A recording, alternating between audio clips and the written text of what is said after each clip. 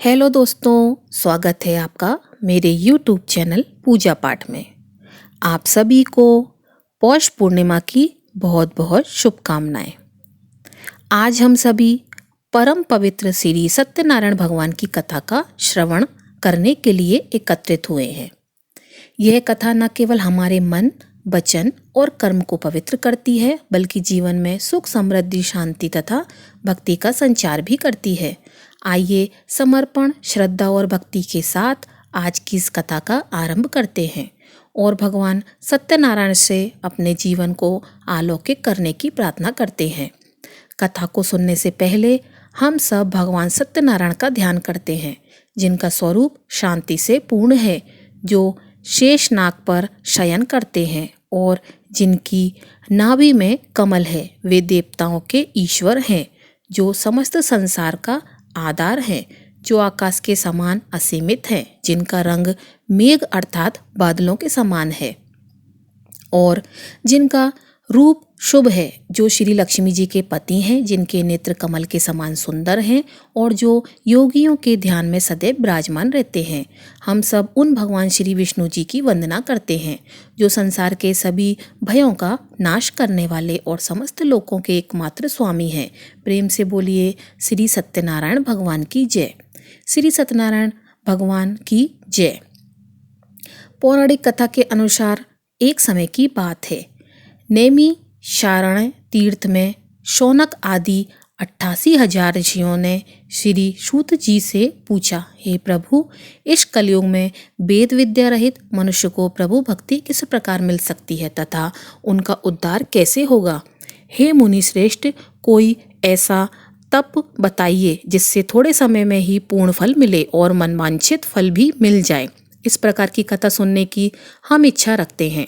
सर्वशास्त्रों के ज्ञाता श्री सूत जी बोले, हे वैष्णवों, मैं पूज्य आप सभी ने समस्त प्राणियों के हित की बात पूछी है, इसलिए मैं एक ऐसे श्रेष्ठ व्रत को आप सभी को बताऊंगा जिसे नारद जी ने लक्ष्मी नारायण जी से पूछा था और स्वयं लक्ष्मीपति ने मुनि श्रेष्ठ नारद जी से इस कथा को कहा था। आप सब इसे ध्यान से सुनिए। एक समय की बात है, योगी राज नारद जी दूसरों की हित की इच्छा लिए अनेकों लोकों में घूमते हुए मृत्यु लोक में आ पहुँचे। यहाँ उन्होंने अनेक योनियों में जन्म प्राय सभी मनुष्यों को अपने कर्मों द्वारा अनेकों दुखों से पीड़ित देखा। उनका दुख देख नारद जी सोचने लगे कि कैसा यत्न किया जाए जिसके करने से निश्चित रूप से मानवों के दुखों का अंत हो जाए। इसी प्रकार मनन करते हुए वह विष्णु लोक में गए। वहाँ वह देवों के ईश नारायण की स्तुति करने लगे, जिनके हाथों में शंख, चक्र, गदा और पद्म थे और गले में वरमाला पहने हुए थे। स्तुति करते हुए नारद जी बोले, हे भगवान, आप अत्यंत शक्ति से संपन्न हैं। मन तथा वाणी भी आपको नहीं पा सकती। आपका आदि, मध्य तथा अंत नहीं है। निर्गुण स्वरूप सृष्टि के कारण भक्तों के दुखों को दूर करने वाले हैं। आपको मेरा नमस्कार है। नारद जी की स्तुति सुनकर विष्णु भगवान बोले, हे मुनि श्रेष्ठ, आपके मन में क्या बात है? आप किस काम के करने के लिए पधारे हैं, उसे निसंकोच कहिए। इस पर नारद मुनि बोले कि मृत्यु लोक में अनेक योनियों में जन्मे मनुष्य अपने कर्मों के द्वारा अनेकों दुख से दुखी हो रहे हैं। हे नाथ, आप मुझ पर दया रखते हैं तो बताइए कि वह मनुष्य थोड़े प्रयास से ही अपने दुखों से कैसे छुटकारा पा सकते हैं। तब भगवान श्री हरि बोले, हे नारद, मनुष्यों की भलाई के लिए तुमने बहुत ही अच्छी बात पूछी है, जिसके करने से मनुष्य मोह से छूट जाता है। वह बात मैं तुमसे कहता हूँ, उसे ध्यानपूर्वक सुनो। स्वर्ग लोक व मृत्यु लोक दोनों में एक दुर्लभ उत्तम व्रत है, जो पुण्य देने वाला है। आज प्रेम वश होकर मैं उसे तुमसे कहता हूँ। श्री सत्यनारायण भगवान का यह व्रत अच्छी तरह विधान पूर्वक करके मनुष्य तुरंत ही यहाँ सुख भोग कर मरने पर मोक्ष पाता है। श्री हरि के वचन सुनकर नारद जी बोले, हे प्रभु, उस व्रत का फल क्या है और उसका विधान क्या है?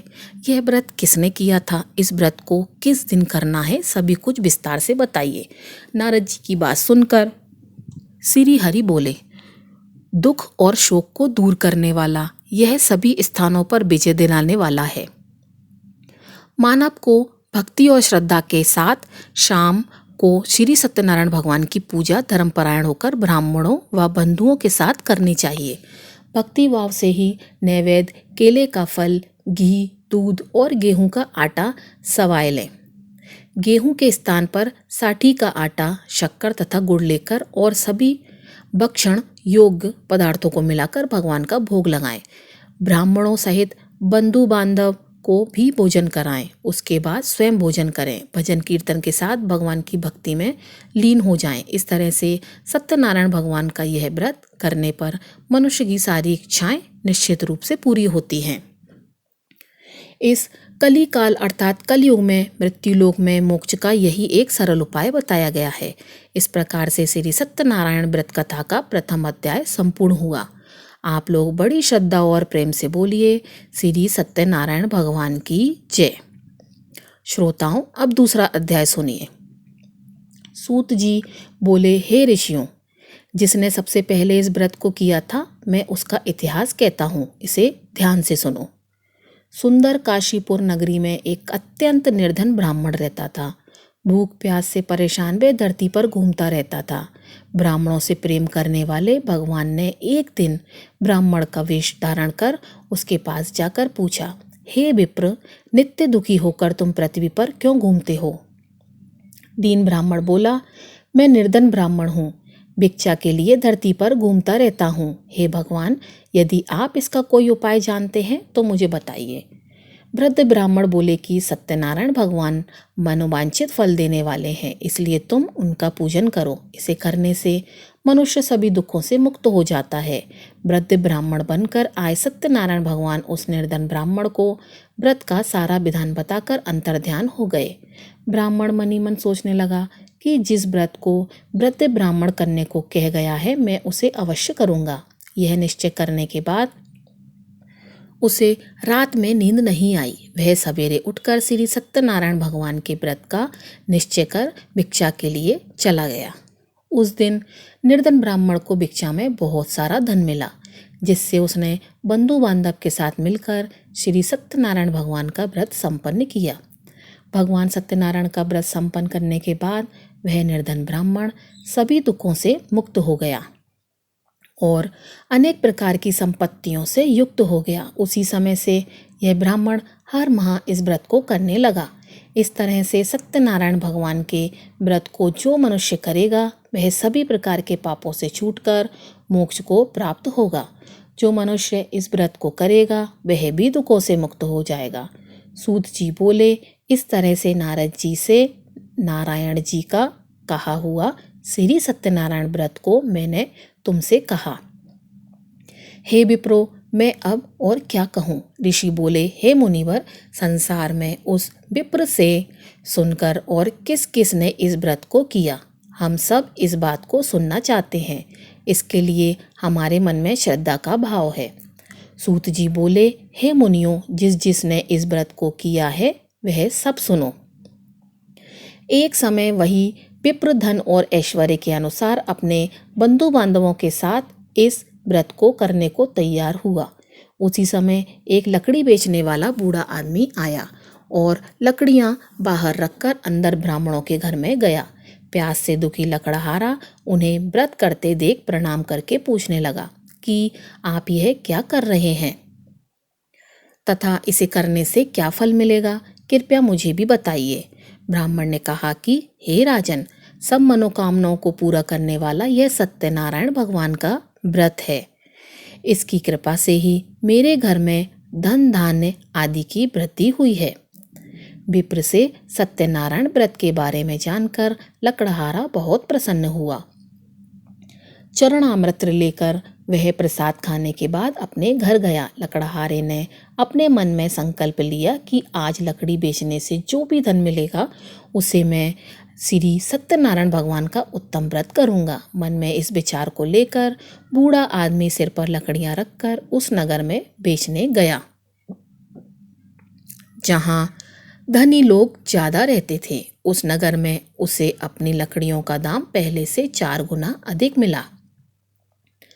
बूढ़ा प्रसन्नता के सात दाम लेकर केले, शक्कर, घी, दूध, दही और गेहूं का आटा लिया और सत्यनारायण भगवान के व्रत की अन्य सामग्रियां लेकर अपने घर गया। वहां उसने अपने बंधु बांधव को बुलाकर विधि विधान से सत्यनारायण भगवान का पूजन और व्रत किया। इस व्रत के प्रभाव से वह बूढ़ा लकड़हारा धन, पुत्र आदि से युक्त होकर संसार के समस्त सुख भोग कर अंतकाल में वैकुंठ धाम गया। इसी प्रकार श्री सत्यनारायण व्रत कथा का दूसरा अध्याय संपूर्ण हुआ। आप लोग बड़े श्रद्धा और प्रेम से बोलिए, श्री सत्यनारायण भगवान की जय। प्रिय श्रोताओं, अब श्री सत्यनारायण कथा का तीसरा अध्याय सुनिए। सूत जी बोले, हे श्रेष्ठ मुनियों, अब आगे की कथा कहता हूँ, उसे ध्यानपूर्वक सुनिए। प्राचीन काल में उल्का मुख नाम का एक बुद्धिमान राजा था। वह सत्यवक्ता और जितेंद्रिय था। वह प्रतिदिन देव स्थानों पर जाता और निर्धनों को धन देकर उनके कष्ट दूर करता था। उसकी पत्नी कमल के समान मुख वाली तथा सती साध्वी थी।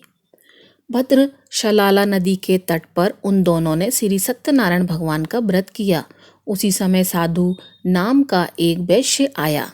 उनके पास व्यापार करने के लिए बहुत सा धन भी था। राजा को व्रत करते देखकर वह विनय के साथ पूछने लगा, हे राजन, भक्ति भाव से पूर्ण होकर आप ये क्या कर रहे हैं? मैं सुनने की इच्छा रखता हूँ, इसलिए आप मुझे बताने का कष्ट करें। राजा बोला, हे साधु, अपने बंधु बांधव के साथ पुत्र आदि की प्राप्ति के लिए एक महाशक्तिशाली श्री सत्यनारायण भगवान का व्रत और पूजन कर रहा हूँ। राजा के वचन सुन साधु आदर से बोला, हे राजन, मुझसे इस व्रत का सारा विधान कहिए। आपके कथन अनुसार मैं इस व्रत को करूँगा। मेरी भी संतान नहीं है और इस व्रत को करने से निश्चित रूप से मुझे संतान की प्राप्ति होगी। राजा से व्रत का सारा विधान सुनकर व्यापार से निवृत्त होकर वह अपने घर पहुँच गया।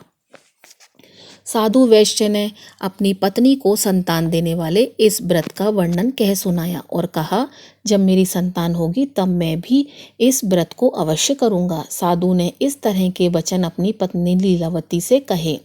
एक दिन लीलावती पति के साथ आनंदित हो सांसारिक धर्म से प्रवृत्त होकर श्री सत्यनारायण भगवान की कृपा से गर्भवती हो गई। 10वें महीने में उसके गर्भ से एक सुंदर कन्या ने जन्म लिया। दिनों दिन वह ऐसे बढ़ने लगी जैसे शुक्ल पक्ष का चंद्रमा बढ़ता है। माता पिता ने अपनी कन्या का नाम कलावती रखा। एक दिन लीलावती ने मीठे शब्दों में अपने पति को याद दिलाया कि आपने सत्यनारायण भगवान के जिस व्रत को करने का संकल्प किया था उसे करने का समय आ गया है। साधु बोला, हे प्रिय, इस व्रत को मैं उसके विवाह पर करूँगा। इस प्रकार अपनी पत्नी को आश्वासन देकर वह नगर को चला गया। कुछ वर्षों के तत्पश्चात कलावती शादी के योग्य हो गई।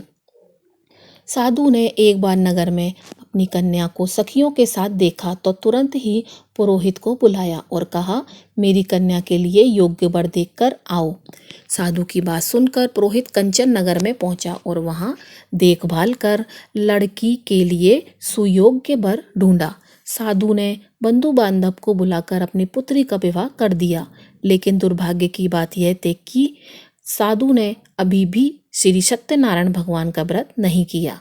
इस पर श्री सत्यनारायण भगवान क्रोधित हो गए और श्राप दिया कि साधु को अत्यधिक दुख मिले।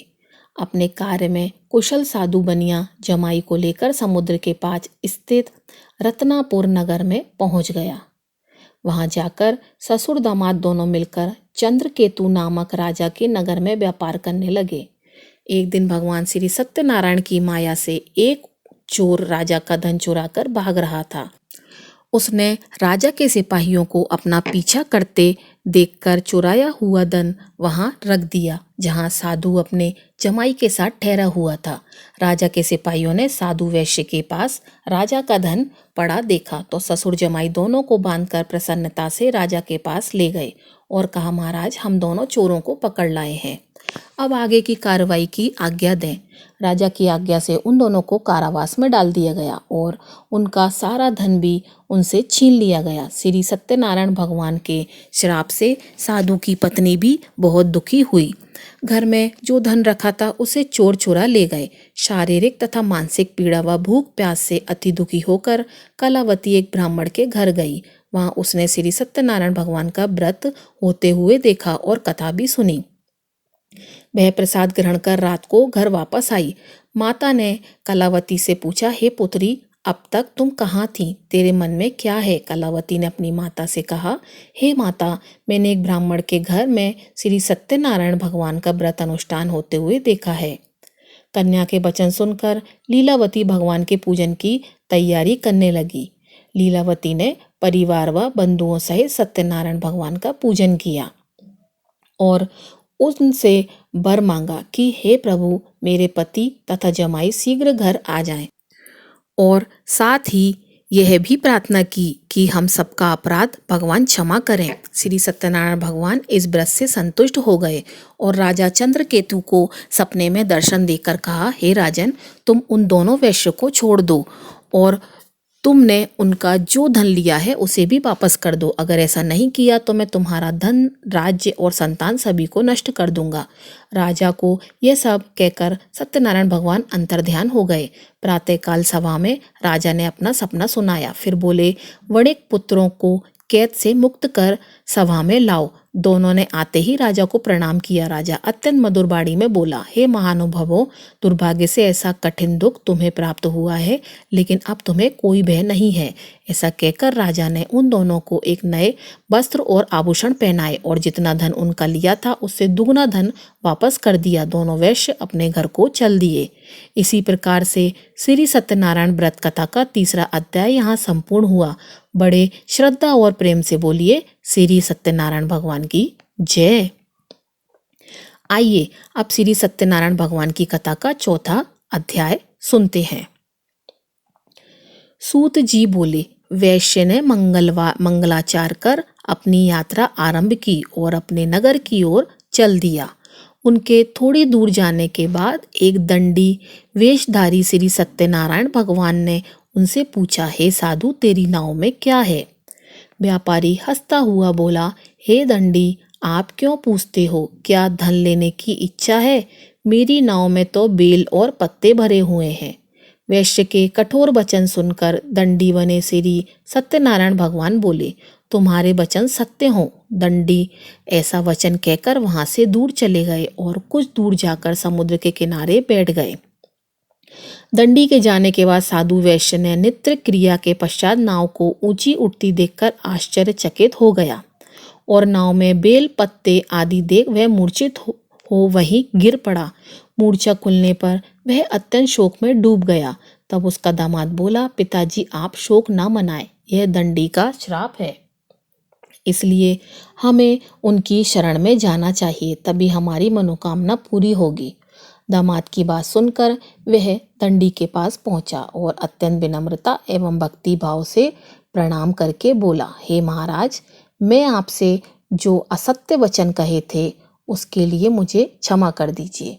ऐसा सुनकर महान शोकातुर होकर दंडी भगवान बोले, हे वणिक पुत्र, मेरी आज्ञा से बार बार तुम्हें दुख प्राप्त हुआ है, क्योंकि तुम मेरी पूजा से विमुख हुए। साधु बोला, हे प्रभु, आपकी माया से ब्रह्मा आदि देवता भी आपके रूप को नहीं जानते। प्रभु, मैं तो अज्ञानी हूँ, कैसे जान सकता हूँ? आप प्रसन्न होइए प्रभु, अब मैं अपनी सामर्थ्य के अनुसार आपकी पूजा करूंगा। हे प्रभु, मेरी रक्षा कीजिए और पहले के समान नौका में धन धान्य भर दीजिए। साधु वैश्य के भक्तिपूर्ण वचन सुनकर भगवान प्रसन्न हो गए और उसकी इच्छा अनुसार वरदान देकर अंतर्ध्यान हो गए। ससुर जमाई जब लौटे तो नाव धन से भरी हुई थी।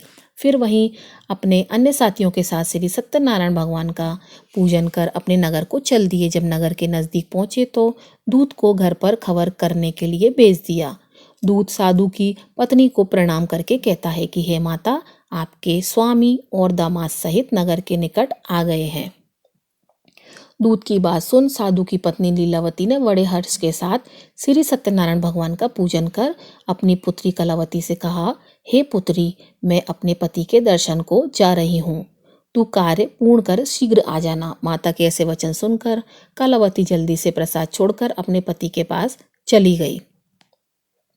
प्रसाद की अवज्ञा के कारण श्री सत्यनारायण भगवान रुष्ट हो गए और नाव सहित उसके पति को पानी में डुबो दिया। कलावती अपने पति को वहां ना पाकर रोती हुई जमीन पर गिर गई। नाव को डूबा हुआ देख और कन्या को रोता हुआ देख साधु दुखी होकर बोला, हे प्रभु, मुझसे तथा मेरे परिवार से जो भी भूल हुई है उसे क्षमा करें। साधु के दीन वचन सुनकर श्री सत्यनारायण भगवान प्रसन्न हो गए और आकाशवाणी हुई, हे साधु, तेरी कन्या मेरा प्रसाद छोड़कर आई है, इसलिए उसका पति अदृश्य हो गया है। यदि वह घर जाकर प्रसाद खाकर लौटती है तो उसे इसका पति अवश्य मिलेगा। ऐसी आकाशवाणी सुनकर कलावती घर पहुंचकर प्रसाद ग्रहण करती है और फिर आकर अपने पति के दर्शन करती है।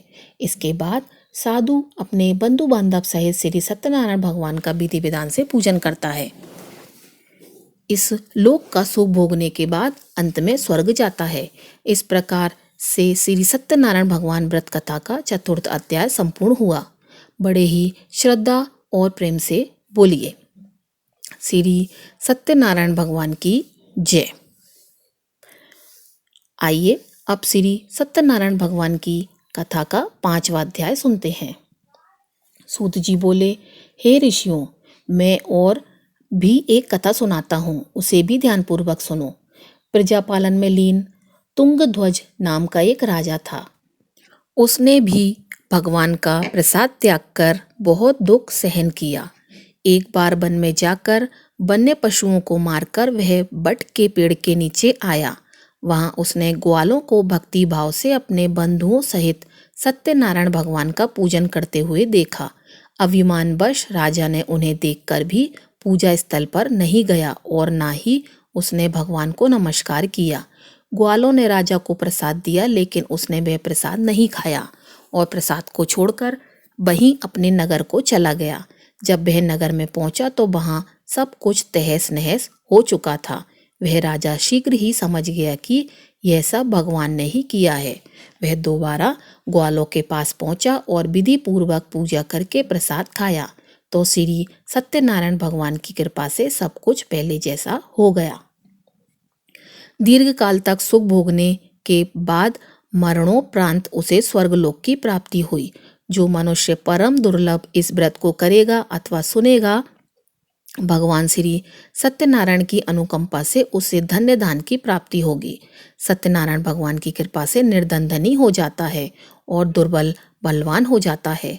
संतानहीन मनुष्य को संतान का सुख मिलता है और सारे मनोरथ पूर्ण होने पर मानव अंतकाल में वैकुंठ धाम को जाता है।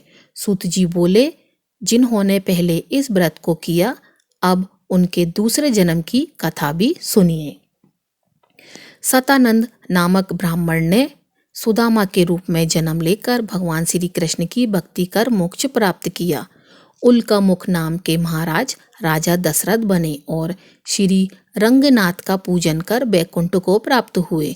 साधु नाम के वैश्य ने धर्मात्मा व सत्य प्रतिज्ञ राजा मोरध्वज बनकर अपने पुत्र को और से चीर कर मोक्ष को प्राप्त हुआ। महाराज तुंगध्वज स्वयंभू मनु हुए। उन्होंने बहुत से लोगों को भगवान की भक्ति में लीन कर मोक्ष प्राप्त किया।